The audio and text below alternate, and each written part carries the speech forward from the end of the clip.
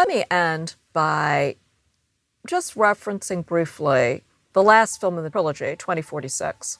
In this film, we have another community introduced in the 60s that, Zhou finds himself involved in. And this is a community that's also a displaced community, but not from Shanghai, from Shandong, from the north of China, not from Shanghai, which is in central China. So we see that clearly there's a very different kind of group here.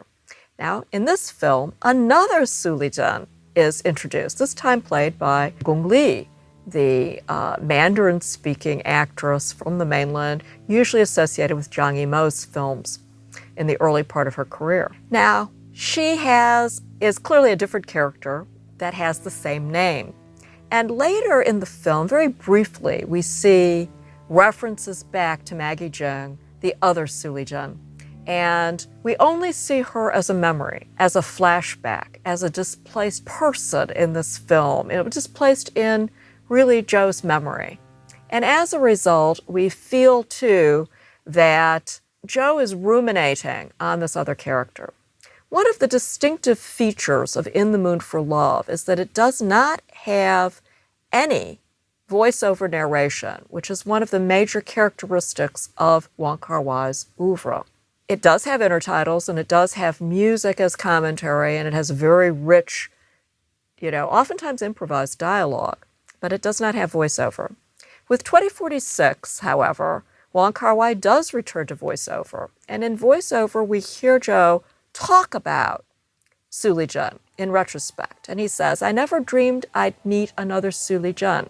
I told her a lot about the other Su Lizhen."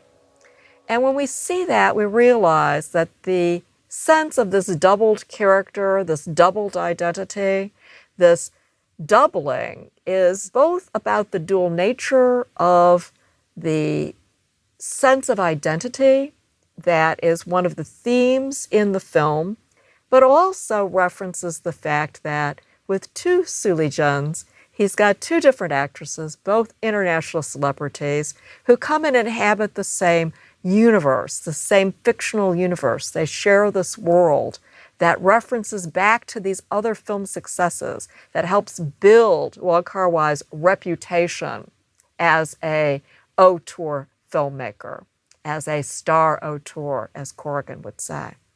So what does this mean? He also, through the second Su Lizhen and the first Su Lizhen, channels that Shanghai glamour through the character, first associated with, Rebecca Pan as a prostitute, the second Rebecca Pan as a respectable landlady. Again, whether or not Mrs. Swan is a reincarnation or not, we don't know, between Days of Being Wild and In the Mood for Love.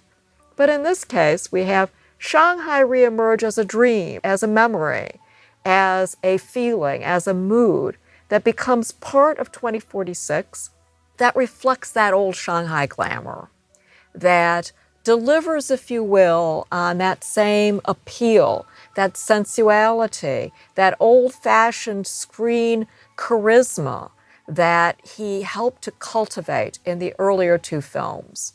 So 2046 circulates again in that art house environment. It wasn't as successful, but it did still play within and help to contribute to what we know today as Wong Kar-wai, the global auteur.